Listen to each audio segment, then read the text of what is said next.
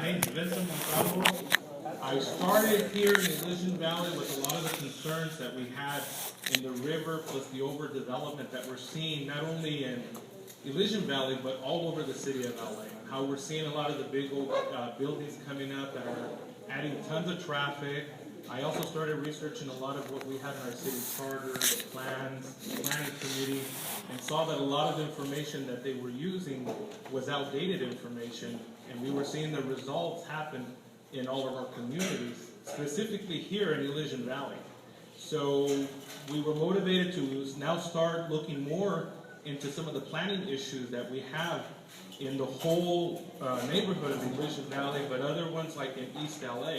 So what we are doing now is trying to get a better idea on what some of the things we can do to prevent a lot of this stuff from happening and occurring within all the communities. And so we came across Jill Stewart, who had the Measure S, or the integrity campaign, going first. And so, you know, here she is today. And so this is Jill Stewart, campaign director. Thank you, Vincent. Thank you very much. Thank you everybody for being here. I don't know how to keep that light out of my eyes. Thanks a lot. A couple of people are still coming in. We did hear from Claudia Medina, and she is stuck in a blacked out area of Los Angeles. I will tell a little tiny bit of her story in a few minutes if she doesn't arrive, because it's amazing, and she did grow up here in Elysian Valley. But what I want to talk about a little bit, just to get started, is why we're here. And Patrick's going to do some slides while I discuss some of the issues of why we're here. And if you don't mind a little informality, we're not a super slick bunch of people, and so we will throw this open later to Q&A, but it's going to be pretty relaxed, and it's not a polished thing, so bear with us. We're just here to talk and here to get some information out to all of you people. One of the first things I want to talk about, Patrick, are you ready with slides? He gave me, you didn't give me the finger, but he gave me a finger. Okay, so one of the reasons we're here, this is, if you haven't heard about it, is the Seabreeze scandal that was covered by the Los Angeles Times. This is a luxury housing development that appeared and was built between a bunch of warehouses down near the harbor, down near San Pedro Harbor. And the strange thing was, no housing is allowed there. No housing is allowed between these warehouses. But somehow the developer got the city to change the zoning for just that one piece of land, which is exactly what's going on here in the Elysian Valley. And it's called spot zoning. And this LA Times did an amazing investigative story, finding out that an amazing amount of money flowed from this developer to many city council members before the spot zoning or the zoning favor was granted. Hundreds of thousands of dollars. And they honed in on one house in particular, where lots and lots of checks were written from that address to our council members and the mayor. And they thought, this is an amazing amount of money, all these checks. And they went and they knocked on the door.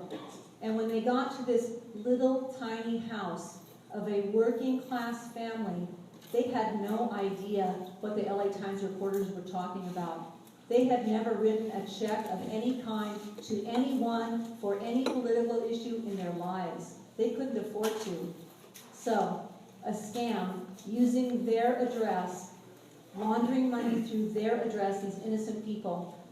There are investigations right now by the district attorney's office. We have asked, as a campaign, the Measure S campaign has asked the Attorney General to open a criminal investigation, and the U.S. Attorney Public Corruption Division to also open an investigation. And it's not that we don't trust the District Attorney of Los Angeles, but we think an outside, completely independent, larger body needs to take a look at what happened with Seabreeze. Another big thing that happened recently, and again, I have to credit the LA Times for some interesting coverage lately. They wrote a story about how Rick Caruso, and you might know the name, he built the Americana Mall in Glendale and a lot of other popular malls, the Grove. He gave an enormous amount of money to city council members shortly before they agreed to his gigantic, we call it, at Measure S, we call it, do you have a picture of we call it the flying cruise ship. It looks like it's a high-rise, looks just like a cruise ship up in the air. and it's going to be built right next to Beverly Center where there's a Loman's now. And it would be the tallest thing by far in the area, much taller than the helipad for the Cedars-Sinai Emergency Hospital right down the street, about a block away. And that all turned out to be very similar with large amounts of money. They haven't accused Mr. Cruz of anything dirty, but just an awful lot of private meetings, huge amounts of money, and then suddenly he gets a special zone change, which I mentioned before, spot zoning. So we have a number of these favors going on all around the city, including in this area. A lot's going on. Glassell Park, Atwater Village, Elysian Valley are all coming under tremendous pressure.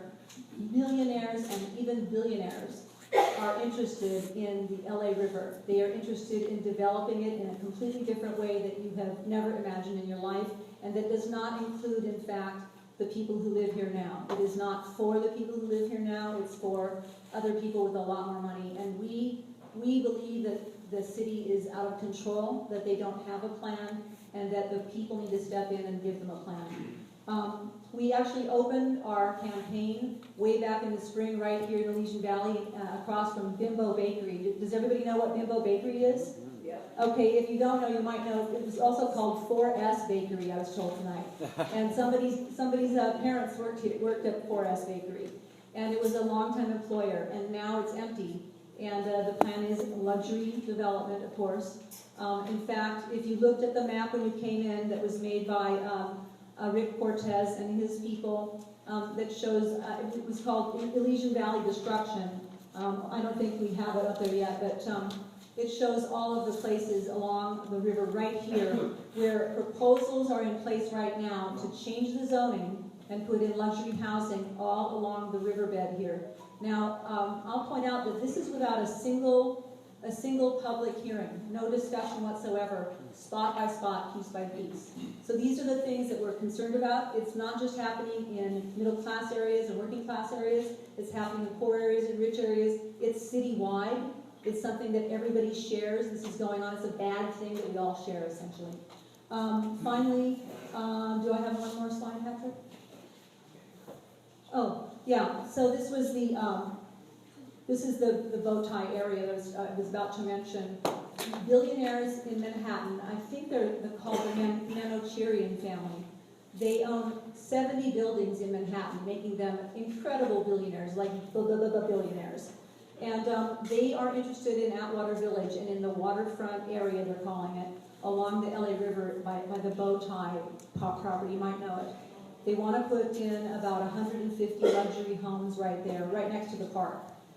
They are moving along very swiftly, and there may be no way to stop them. We think that that's wrong. We think that we need to slow it down and figure out what the LA River is going to be, what it should be, what the communities along it want to be. And I think finally, is that the end of my, Patrick's going like this, like, please wrap it up, Joe. Okay, I'm sorry. Okay, so that's why we're meeting. We're going to talk about what's going on out there, and the next person that we were going to talk to, well, are you going to do this video next? Okay, sorry. We're going to see a quick video of what's going on all over LA.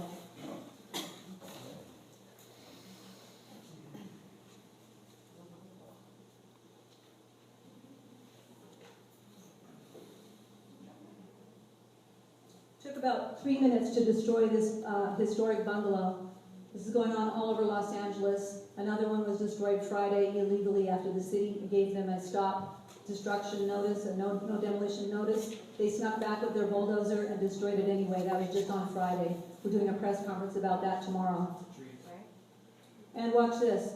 They wipe out every single tree on our property when they come in. They don't just get rid of the incredible, perfectly good, perfectly sound, affordable housing. They get rid of all the trees.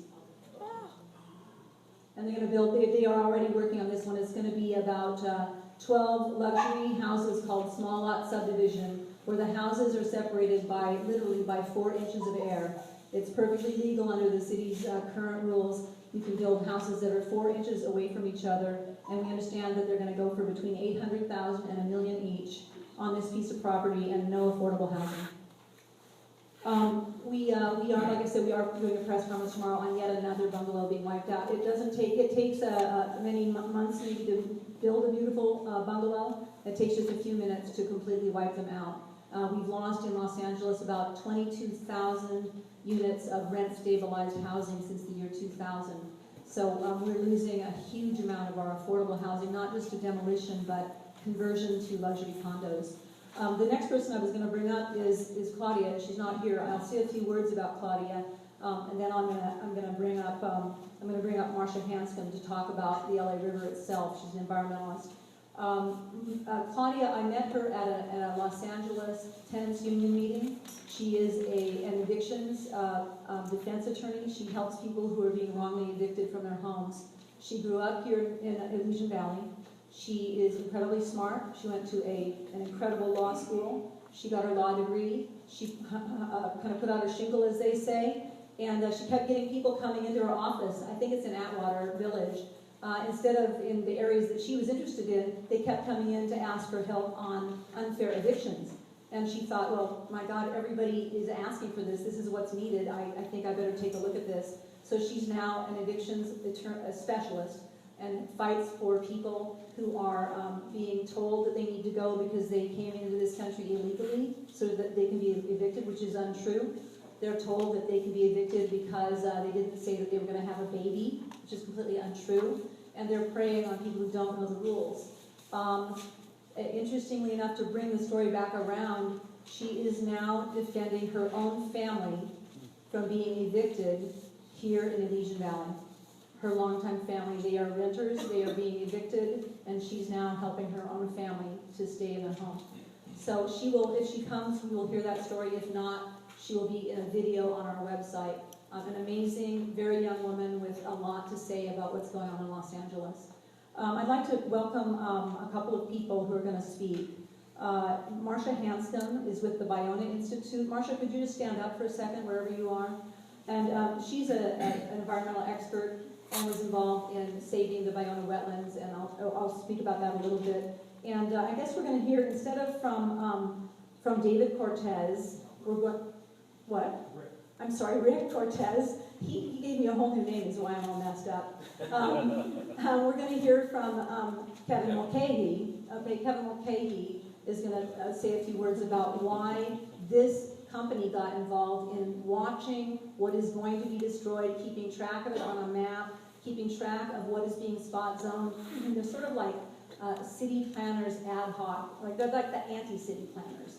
They're doing it on the side and just trying to, because nobody is keeping track of what's happening in this neighborhood, and it needs to be watched and it needs to be fought. So we'll hear from Kevin in a little bit. But first, Marcia Hanscom, everybody. Marcia, come on up. Marcia Hanscom is an amazing person. She saved the Bionda wetlands along with about 1,000 or 2,000 other people who fought really hard for years and years. We were going to build a film studio on, Steven Spielberg was going to build a film studio on the Bionda wetlands. I can't remember all the proposals for luxury condos.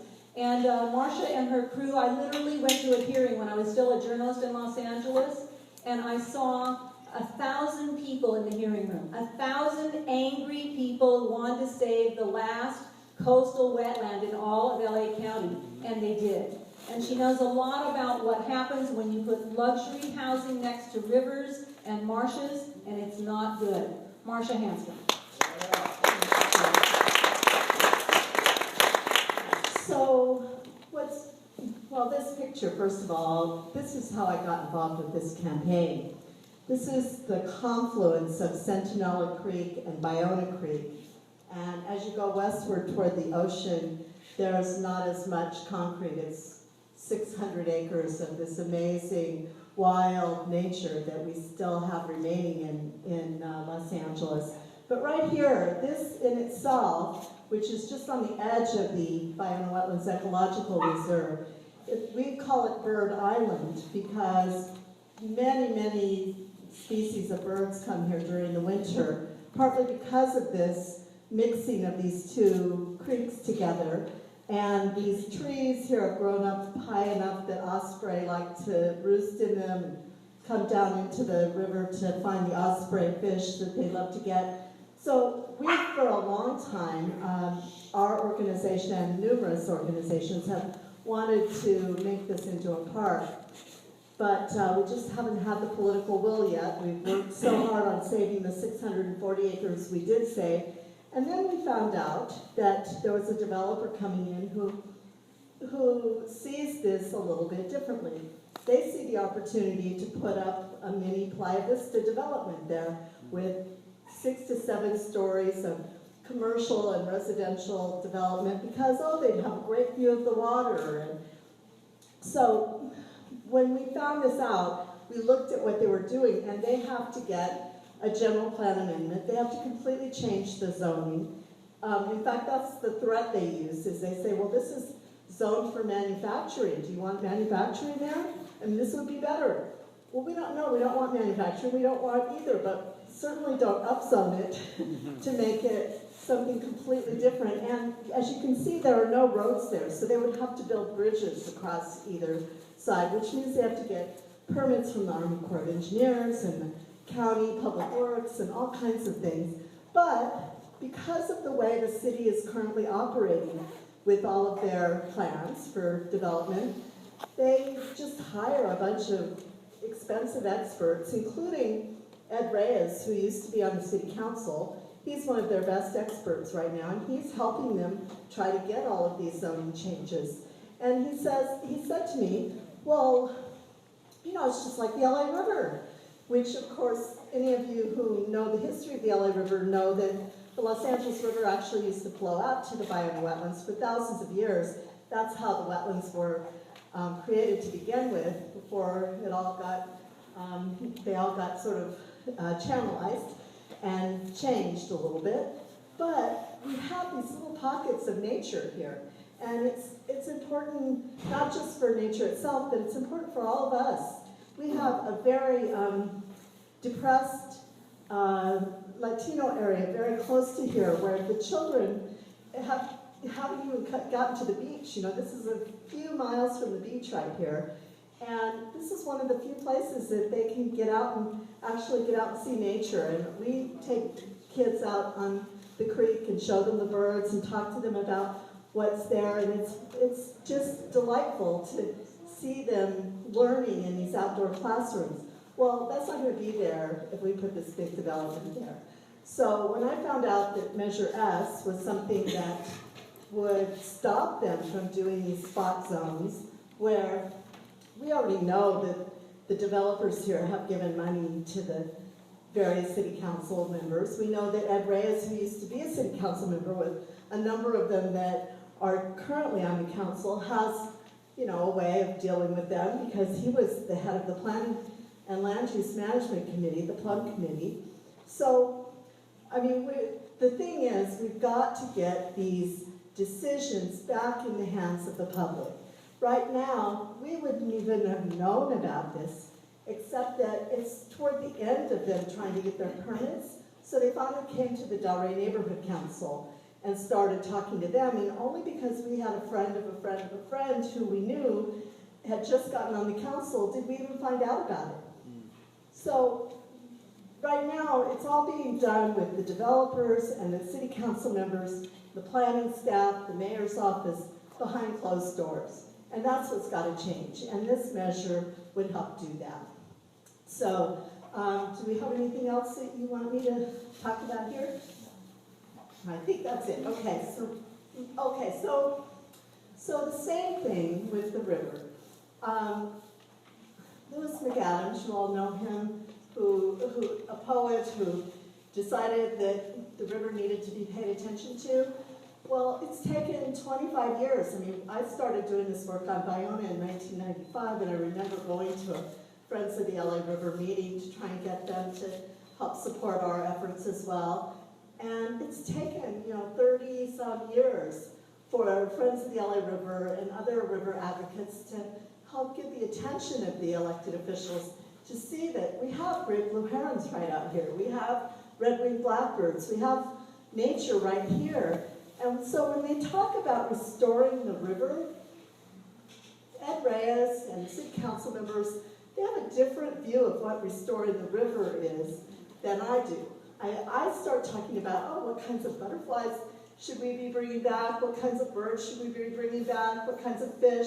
I saw those beautiful murals as I was driving in to your neighborhood here, and I thought, wow, people get it, that this is an area of nature, and that's what we ought to be celebrating and talking about bringing back. But you go to these meetings where they talk about restoring the river, that's not what they're talking about. They're talking about bringing in all these big, huge buildings that will get a nice view of the water. And that's not restoring the river. So to me, we need to have some new thinking about, a new opening of our eyes about what's really here and what's really possible. We have some amazing naturalists and biologists in this city that can inform that. So I'd like to just suggest that that's where we need to start, and at the same time, stop these things that are going down the wrong path. Thanks.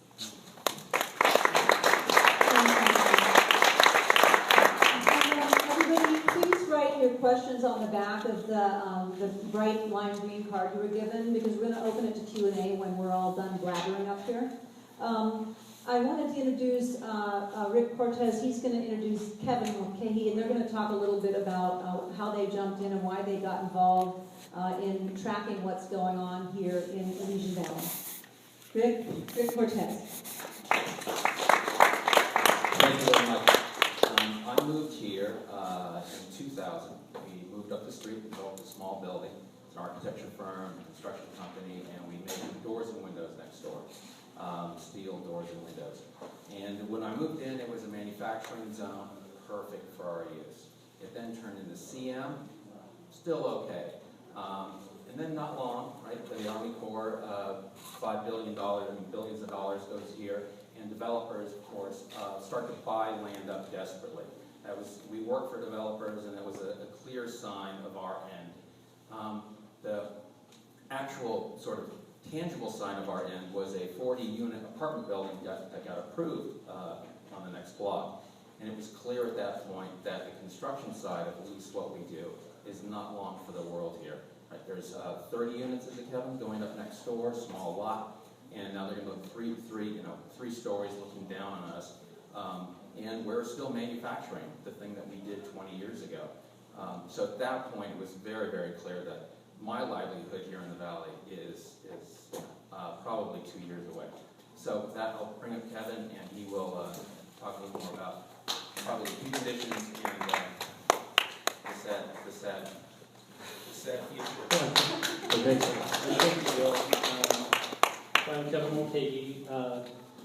Really came together with Rick Cortez about 6 years ago, partly because of Rick's work and the work that I was doing, but in large part because of where Rick was. And I loved this place. I've loved it since I came across it 15 and 20 years ago, and started working down here to see how this community could be could grow into the future, and actually worked with Cindy Hubach here to do a conversion of an old industrial use project that was against the river, that was in fact dumping into the river. And so we actually found a great project to fit in there, which were actually real artists and doing work, and it transformed, I think, early on the possibilities of the neighborhood.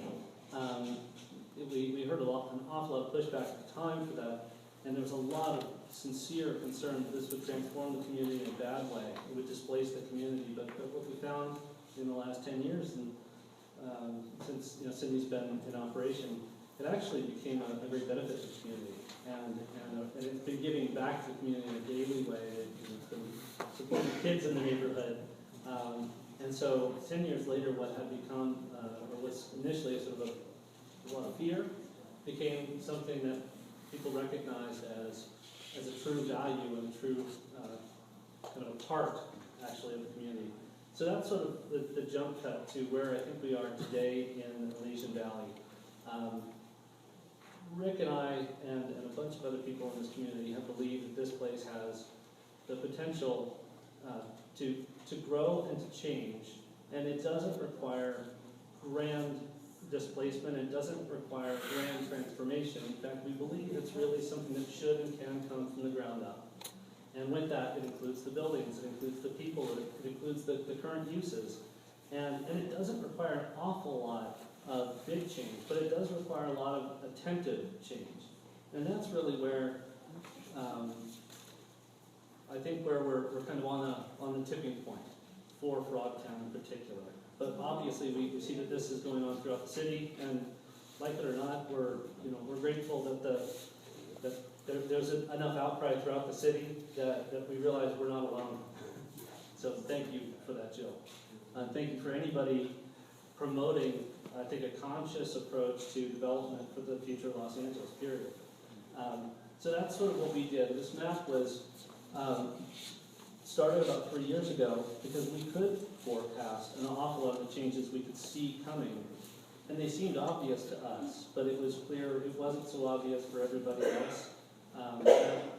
There were things that were about to happen and that would radically transform the neighborhood unless we stepped up and unless we asked what we all really wanted to see the future of the community look like.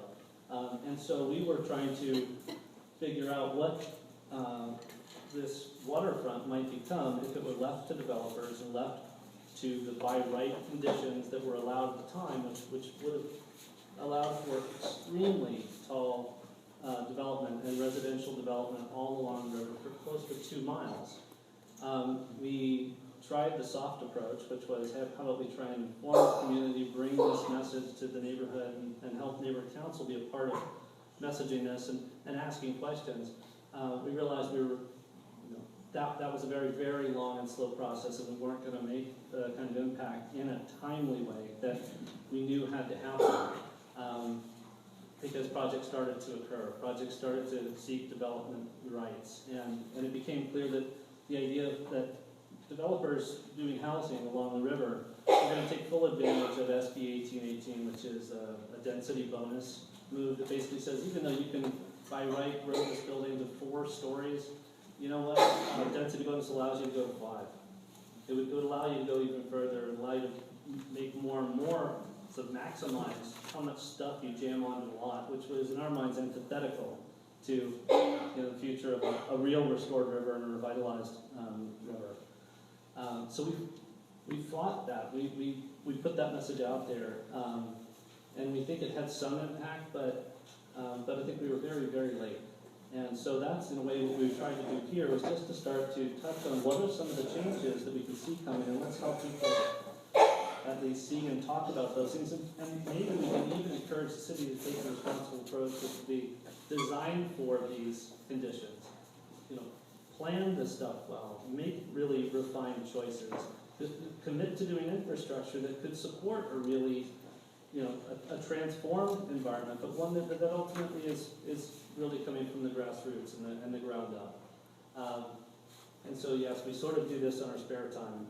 We realize we can't. We simply don't have the time, the energy. We need to keep the lights on, we need to pay our bills, and so what we've tried to do is promote an awareness and bring information as much as we possibly can to a bunch of people who really, if we gather together, can make an honest difference. So the acute condition in this community was a big fight, as Rick alluded to, which did bring down, and that was an achievement. It did bring down the height to which you're allowed to build by right. But what we learned is that it was really a mechanism that the local government was going to use to encourage going higher, actually. But that way, they could leverage out a little bit of what is termed affordable housing, but it's incredibly short-term affordable housing.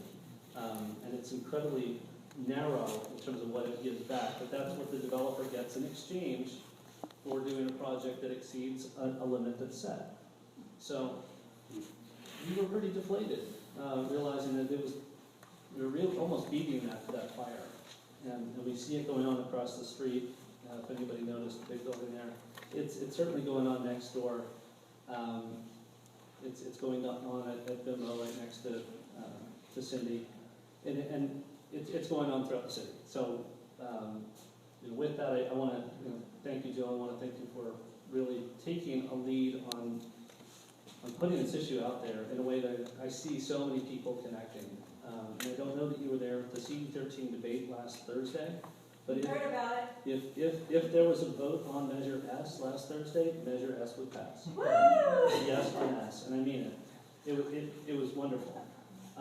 So I will say, I know there are people here who have questions about, Measure S, how it's put together, what it's trying to accomplish.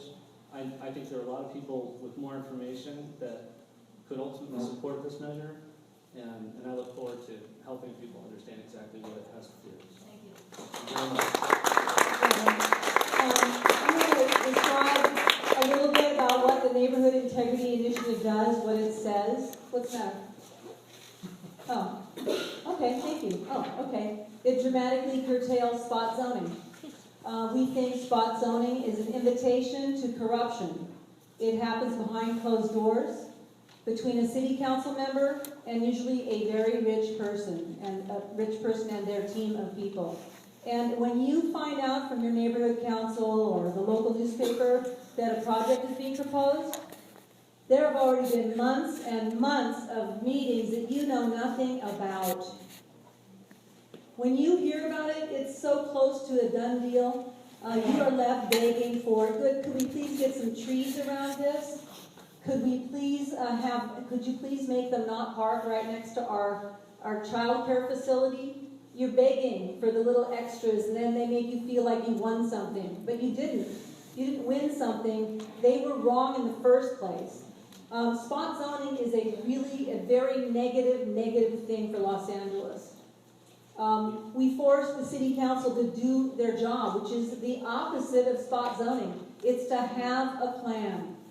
You all have a community plan. You live within a community plan here in Elysian Valley. I live in one in Woodland Hills.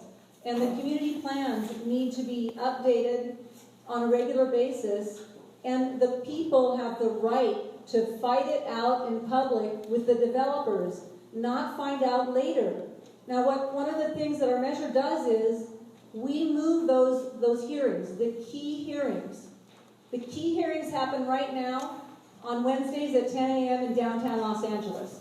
How many people here can go to a meeting on Wednesday at 10 a.m. in downtown Los Angeles? One person? Okay. Good for you. So we are here requiring under Measure S, they have to hold the key meetings in the community, and they can only hold them at night and on the weekends. And I have gotten more complaints about this very simple change from city council aides than anything else in our reform. Jill, you're going to make us go out into the communities for the meetings? Like we're asking them to jump off a bridge. It's incredible the arrogance that I've run into, and from some very nice people who just don't understand how steep they are in the downtown power culture. So we're taking it out to the communities for a fair fight over what the community plans should say. And that's a lever of power, a true lever of power. They don't want to give to you. Another thing that has to happen in the community plans is when you decide on the zoning for your area, that's the zoning for your area. They can't come in and rezone and do these things called general plan amendment, where they come in and they change completely, as we talked a little bit earlier about how Seabreeze is a bunch of warehouses with a luxury housing development plopped into the middle of it like a spaceship dropped it off. That's what spot zoning is. It's inappropriate, it's too big, it doesn't belong in the area, and worse, and this is the thing that really bugs most people no matter what neighborhood we go to. Spot zoning creates unbelievable traffic because they put big buildings on small streets. They don't give a damn what the street is. They bring in a report that says the street's going to be worse and there's nothing that can be done about it, and go ahead and build what you like. And if you've noticed it may be doubling in traffic in Los Angeles in the last 5 years on the route you drive, did Los Angeles's population double in the last 5 years? No, it did not. Los Angeles is growing at 1.2% a year. We are no longer considered a boom population. We actually have time to stop and think about what we want to become. We are growing slowly, and our traffic is going crazy. And the reason for that is unbelievably stupid and greedy planning. Letting developers build because they speculated on a piece of land, and now they want to double their money on the piece of land. And that's outrageous, and we're all paying for that. I say the favors go into City Hall, and the money goes into City Hall, the favors come out, and all of us pay. We pay. We're stuck in the traffic. We have a huge building by our house. We pay. Independent environmental studies. What does that mean? What am I talking about? There's this lingo at City Hall, environmental impact report. Environmental impact reports have to be written for any project that's in any way going to affect an area seriously. They try to get around them, but there's a lot of environmental impact reports written in Los Angeles. Now, in most cities, they're written by independent experts. Who writes the environmental impact reports in Los Angeles? Does anybody know? Developer. The developers write their own environmental impact report. It's like having the cheating on the test. It's unbelievable. It's crazy. It's corrupt. It's wrong. It's legal in Los Angeles. It's part of our planning process. And city council members will literally argue with you about this, that this is a good way to do it. It's not. It's not, okay? It's crazy. So we're going to end that. We're going to end that. We're going to require that environmental impact reports be written by independent experts who are chosen by city planning. Now, that's not the most ideal. City planning are not my favorite people right now, but it's a lot better than having the developer do it. It's a huge jump forward, and we still make the developer pay the cost.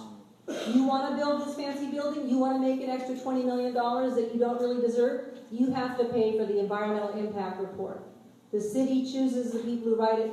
The developer pays. It's an important reform. It's key to what we're doing. Finally, this is the most controversial part of our measure. It's a 2-year timeout on projects that are going to the city council, the developers going to the city council and asking in the backroom deal for the special favor to change the zoning. This is a 2-year moratorium on spot zoning. General plan amendments, they're called, these are what they're called. It's very insidery lingo, but general plan amendments, zone changes, and height district changes. These are major changes to the zoning in neighborhoods that allow developers to build things that are illegal, essentially. Now, sometimes people do take neighborhoods, gather money together, they find money, they cobble together money, and they sue. They sue over these spot zoning changes. And an amazing number of people who manage to pull money together win in court. Judges agree the city is not sticking to its plans and is abusing the planning process. We have a city council abusing basically the citizens. They're abusing the government process. Not just the city council. All elected officials in Los Angeles are unfortunately in on this problem.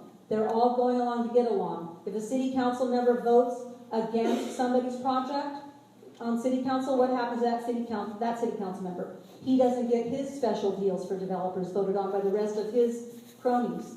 So they all go along. There are a tremendous number. I believe we counted 99% unanimous votes by the city council.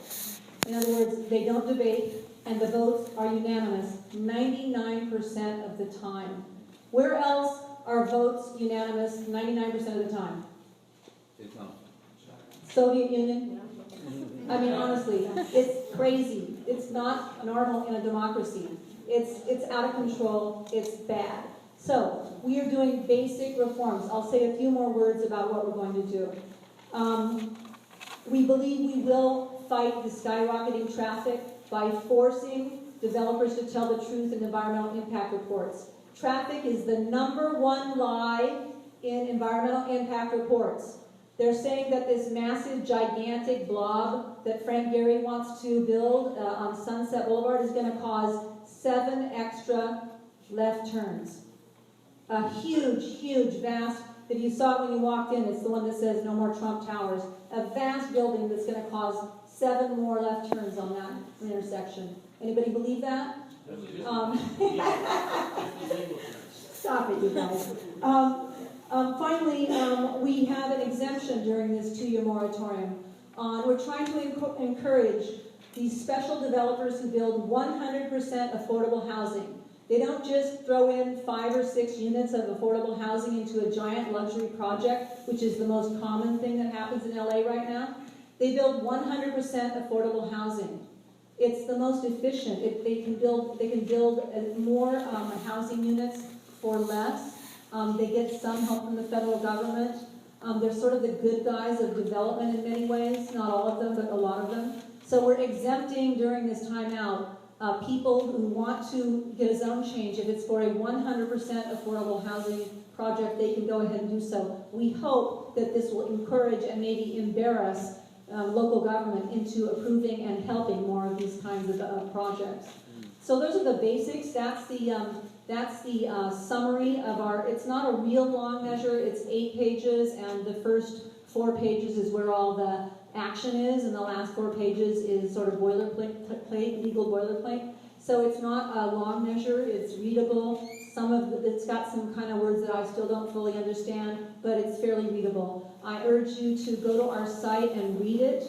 Our site is Vote Yes on, Patrick, what is the full? VoteYesOnS.org. VoteYesOnS.org. We just switched over from topreserveLA.org, so forgive me for not having it on the tip of my tongue. But we are Measure S on the ballot. We're going to talk a bit now about what you'd like to talk about. And I'm sorry. We want to show one more. We want to show one more short video. Grace Yu is one of our biggest supporters. She jumped in and joined us very early on. She's an attorney for social justice issues in Koreatown. She has an amazing story to tell, and this is just 30 seconds. City of her Hall amazing promised story. us a park here in Koreatown. They're building a luxury complex instead. My neighborhood's disappearing. Yours might be next. Support the Neighborhood Integrity Initiative in March. Vote for a livable LA. Patrick, play it again. City Hall promised us a park here in Koreatown. They're building a luxury complex instead. My neighborhood's disappearing. Yours might be next. Support the Neighborhood Integrity Initiative in March. Vote for a livable LA.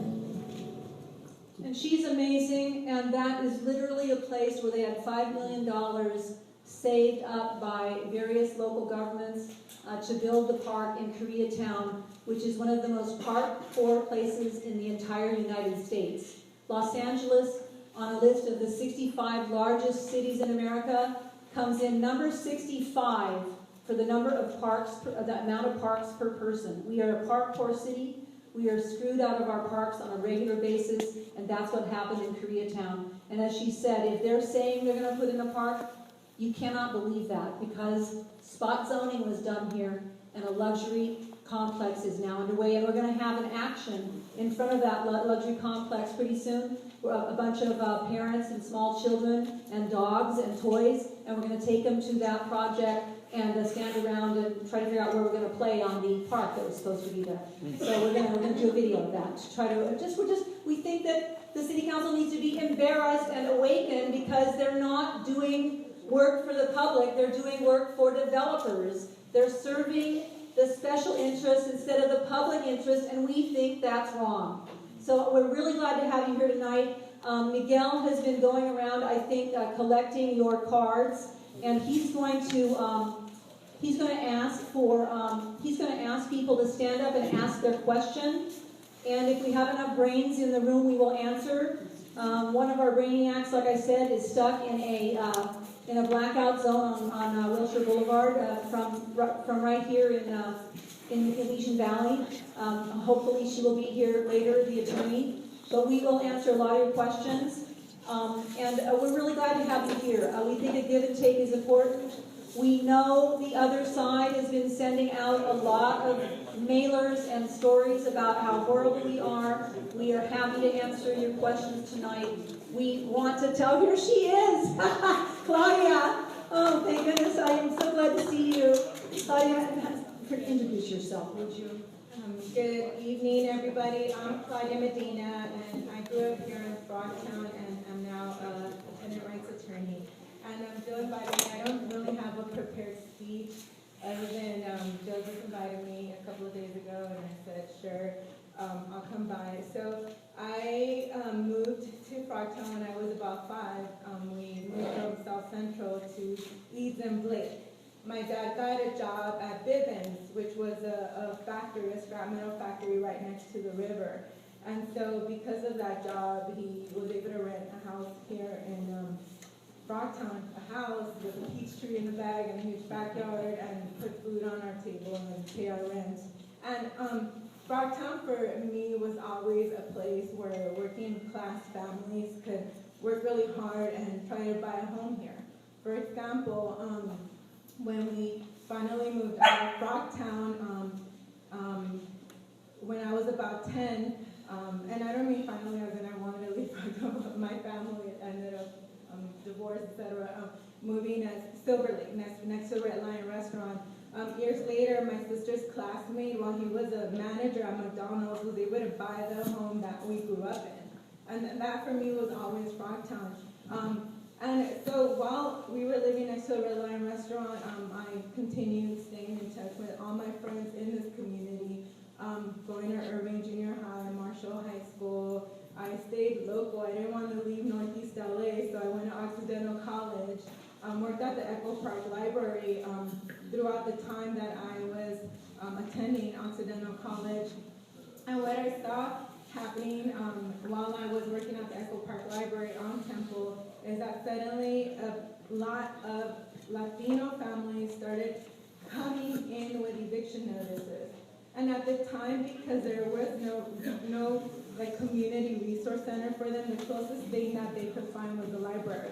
So I, being one of the few bilingual staff persons at the library, would get a lot of these questions. I would field a lot of these questions, and it just started being weird to me, like why are suddenly all these families coming in with eviction notices? And so that caused me to get involved in the tenant rights movement. And what I found out is that when a neighborhood is hip and cool, that a tool of displacement is filing eviction actions, pretextual eviction actions, just make whatever up.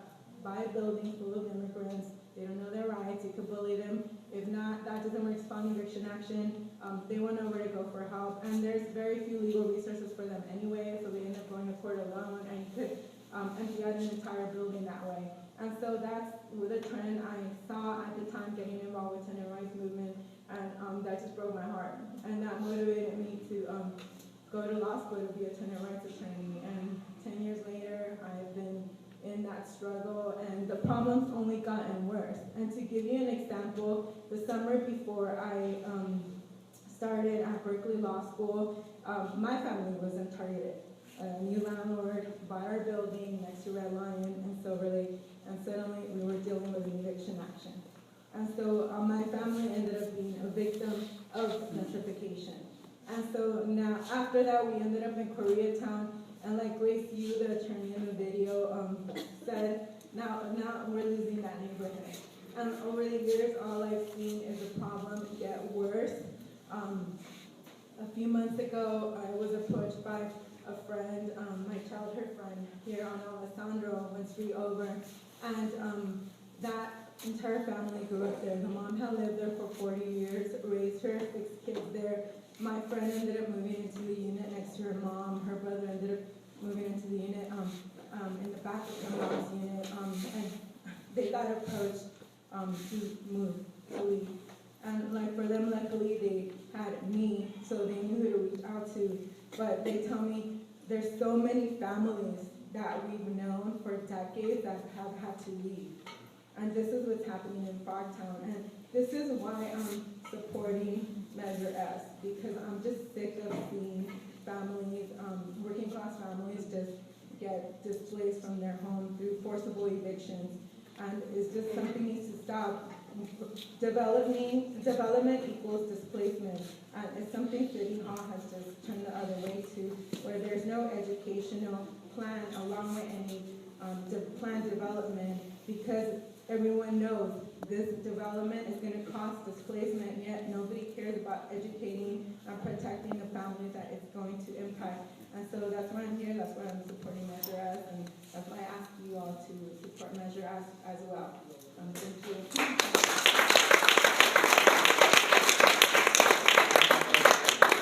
Thank you, Claudia. I got her history wrong, if you remember. I couldn't quite remember exactly how she got involved in law, but you have an incredible story to tell. We are going to open up for the Q&A segment. Is that right, Patrick? Yes. Okay. And we have Miguel has a roving mic, and Miguel is going to say the name of the person and read the question and have you stand up, and somebody among us in the front here will try to answer the question. Perfect. So we have Elena first right here. My question is, who determines what affordable housing is? The amount? Who determines that? That is determined by the federal government and the state government, not by LA City government. But they have interesting terms that are kind of tricky. There's very low income, which is for the actual poor. Then there's low income, which is sort of for a more working class. And then the third level up, I can't remember what it's called. And then there's median, there's something that goes up to median income. And median income on the west side, for example, we know of a building that's going to include some affordable housing in it. And the people who get the affordable housing can make up to $90,000 a year. So when you get up to the highest level of affordable housing, it's not really affordable. It's really for successful middle-class people who can't afford the $3,000 rent in Los Angeles. But yet they'll be getting money with your initiative. They'll be getting money from the federal government if they enable it affordable housing, correct? The feds don't give money for that kind of affordable housing. The feds only give money for really specific stuff. They're much more controlled than that. It's really the affordable housing that the city tries to promote, which is called a density bonus, where you have a 4-story building and they give you a 5th story if you agree to put in a few units of affordable housing.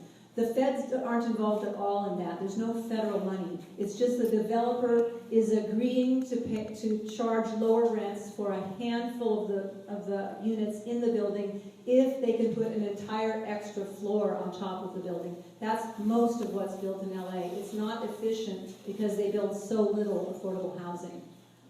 Next question. We have Amara over here.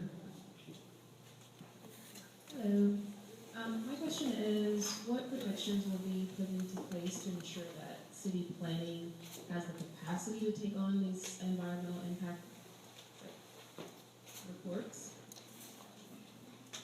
I didn't hear your whole question. Could you do it one more time? I was asking what procedures or what will be put into place to ensure that city planning has the capacity to take on the environmental impact reports? Oh, that's a great question. Well, they're going to be required by law. So we will exist after the election, because sometimes when laws are passed, the government ignores the new law. It happens. So we will retain a presence afterwards to watchdog them. The way this will work is, right now, I was talking to somebody before we sat down who wanted me to talk again about how Seattle has 620,000 people living in it, and they have a planning department of more than 400 people. We have 4 million people living here, and our planning department doesn't even reach 300 people.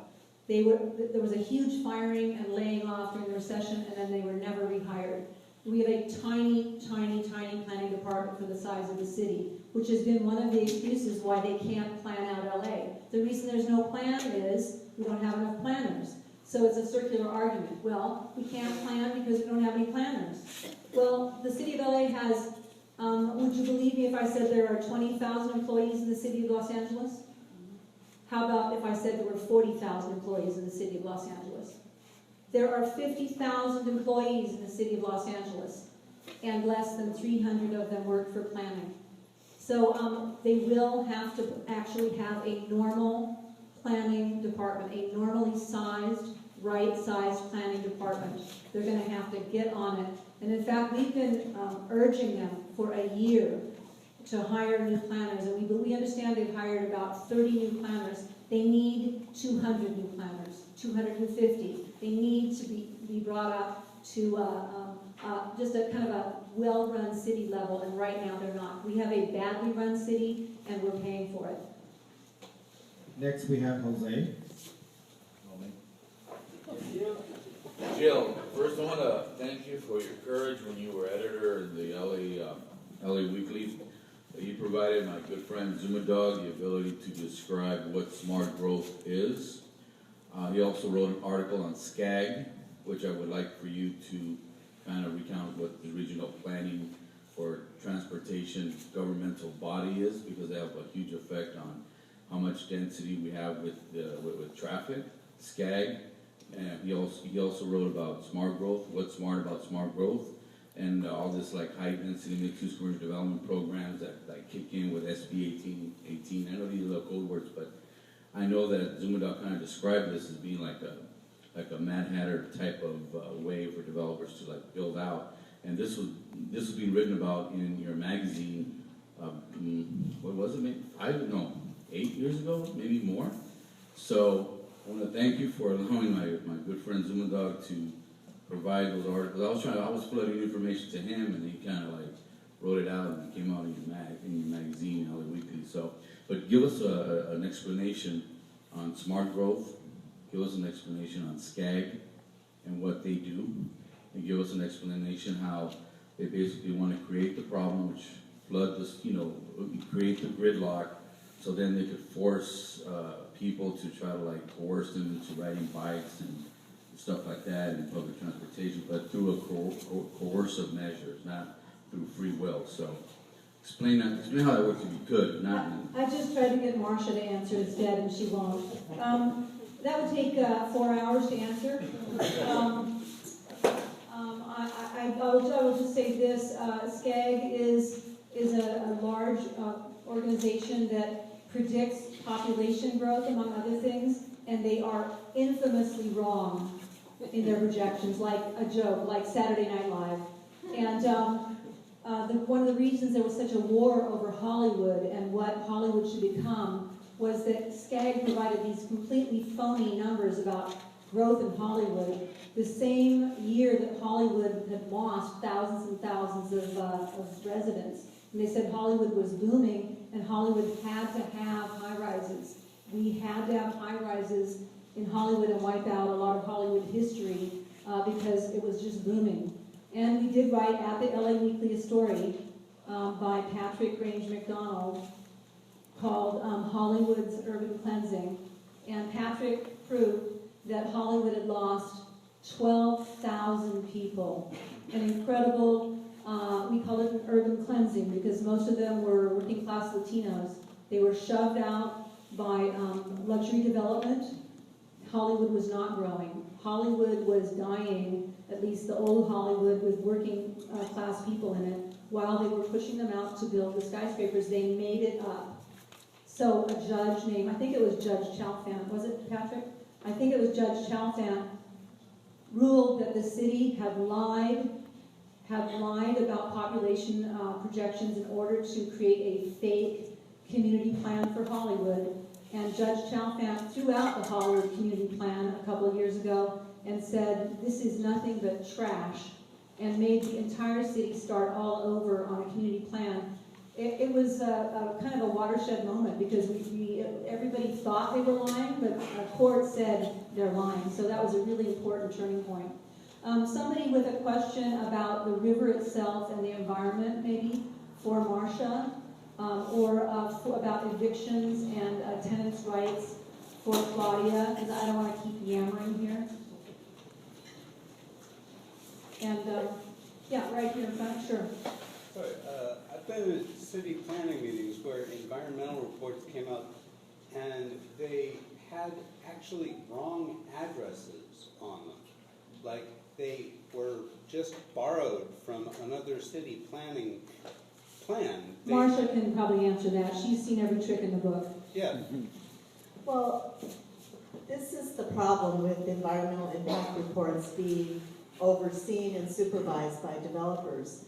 That you have to watch every single thing and read every single page 5 times and have lots of experts in the community in order to see what they're doing. And really, it shouldn't be that way. But I've had that same thing happen where they've just used the addresses from another report and put them into that one.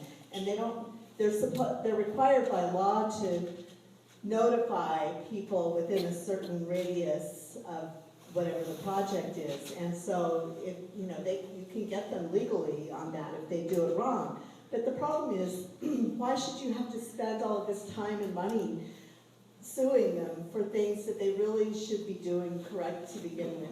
The California Environmental Quality Act that requires environmental impact reports, the main purpose of it is to inform the public and the decision makers so that you can determine if a project is appropriate or not. Unfortunately, there's been a lot of lobbying in Sacramento, and they threw this really terrible provision in about 10 years ago or so that says it doesn't really matter if they check off all the boxes saying that you'll have terrible impacts on, impacts you cannot mitigate. Mitigation is one of the words they use a lot. Basically, impacts that you can't fix. And so they have this thing called overriding considerations. All they have to do is write up a page with a few paragraphs. And that's what I guess a lot of these planners at City Hall do continually. They put out these pages that say, well, this is overriding considerations because we need jobs and we need housing and we need whatever it is they say. They can say basically anything, and therefore it's an overriding consideration. And even though these are unmitigatable impacts, we're going to do it. And so the other problem with environmental impact reports being overseen by developers is that they oversee the experts too. So if you have a project where there are some rare birds or rare butterflies or big traffic impacts, as Jill was saying, there are a lot of projects where the traffic impacts are not properly accounted for. All you have to do is have the consultant say what you want them to say. And we've had issues where because my partner is a biologist and he knows a lot of other biologists, we'll find out about something where an expert's been fired because they found a rare species there. So that wouldn't happen if the city's overseeing the process. So that's why that part of this measure is, even if that was the only thing in this measure, I would be voting for it because just that change could help the whole process be more honest. We have Gary right here. Hi, my name's Gary, a resident of Silver Lake. I had a very good friend who lived in Elysian Valley for many years, Daniel Paredes. He was a former neighborhood council member as well. And his family, after living here for 20 years, they were evicted from their home when that home was split.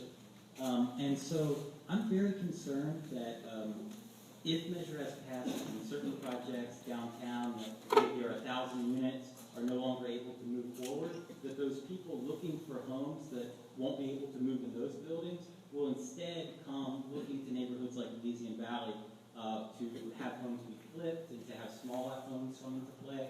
So I'm just concerned how Measure S will prevent that, because I haven't heard anything about how it would actually stop the flipping and the small lot subdivisions that you discussed. Well, I think Jill and Claudia might have something to say about this, but the bottom line is that most of these big projects we're trying to stop through Measure S are not affordable. They're almost all luxury units. And there's a report that was given to the mayor a year ago that's very hard to find now, but we have it on the website for Vote Yes on S. And that it's basically said we have a lot of luxury housing. 12 to 20% of these units are left empty because apparently the investors, a lot of international investors, are putting money into these big developments, and they put enough money into the budget that they can let them sit for 3 years or 4 years. So that's what we're trying to stop. We're not really trying to stop the affordable housing issue. In fact, that was being said repeatedly by the No on Us people, and it's absolutely false. So, Just a few quick words on that. And the 10 years that I've been defending tenants from evictions, what I see is even just the approval of these luxury developments in low-income neighborhoods already causes displacement.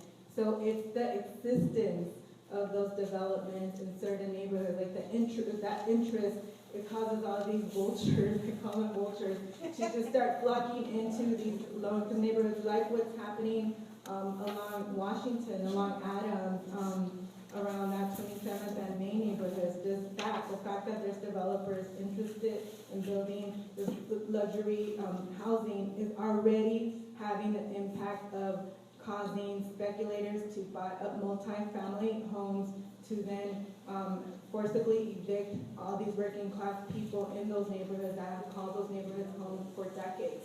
So that's my experience doing this type of work. I'm Jill. No, thank you, Claudia. It's great to have somebody with real-world experience like that. One other thing to add to, I do think that your question is off base, I'm afraid to say. Our measure does not hurt affordable housing. But one thing that we have had a number of smaller developers call us and come up to us at meetings and say that when they go to buy a piece of land and build within the rules, they don't ask for spot zoning. They don't give any money to the city council, and they've never been in a backroom meeting. They're small developers. They build, buildings with 8 units in them, that sort of thing. They cannot compete when they go to try to buy the piece of land. They're up against international and national developers now for just a regular piece of land, because that international or national developer is going to give money to the local city council member, is going to grease the skids, is going to get a backroom deal, and the speculation that drive the price of the land up. And the regular developers cannot compete. They can't get into bidding wars like that. So if you track it back, I make the argument that the city council and their incompetence in sitting down with individual high roller developers and trying to cut deals in back rooms as if they know what they're doing and they do not, is creating a tremendous amount of land speculation. LA is known now around the country, and I think globally, as a city where the zoning is for sale. We're a city where the zoning is for sale. And that's the root of the problem, I think.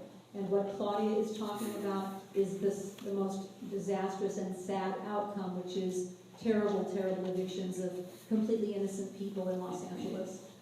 Next question, Miguel.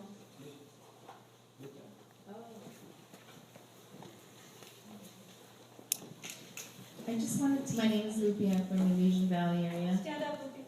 I can't. I'm sorry, I can't see you. My first question was on one that Elena said, just to confirm, that Measure S is only for affordable housing, not for low income, right?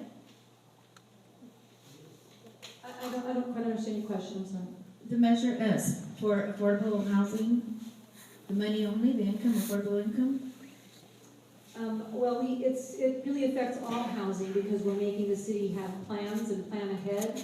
Right now, they're not planning ahead. They're doing spot zoning, which is mostly for luxury housing. So we aim for a real plan that people know where we're going, people know what's going to happen in their neighborhoods. That's the point of it. It will hopefully improve all levels of housing because if they think it out and plan ahead, it's way, way better, and it's what well-run cities do rather than this Wild West approach where they change the rules as they go. So it does. Our measure is about good planning and following the rules and bringing that back to Los Angeles.